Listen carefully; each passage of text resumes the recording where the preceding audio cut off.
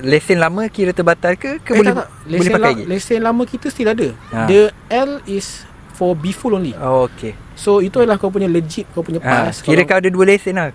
Yes. Okay. Lesen motor mesin motor tu memang tak ada apa pun. Motor kecil dengan motor besar. Yes, 250 ke bawah. Okay, tak ada masalah nak bawa. Okay. Just benda tu untuk pass, let's say kalau ada roadblock apa semua. Pastikan motor kau ada tampal L tau. Motor kau ada kan?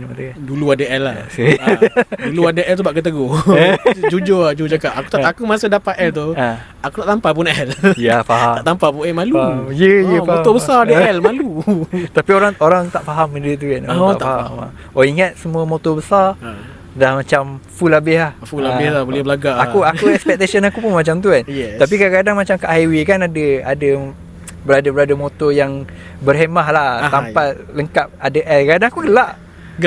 Aku macam benda motor besar L. Tapi bila fikir balik legit lah dia buat sebab dia tak nak kena saman. Betul. Benda ni tengok tempat. Ya atas nasib. Tu ikutkan banyak aku tak kena apa-apa pun. Cuma satu ride aku pergi time tu, masa aku pakai motor tu, satu ride tu memang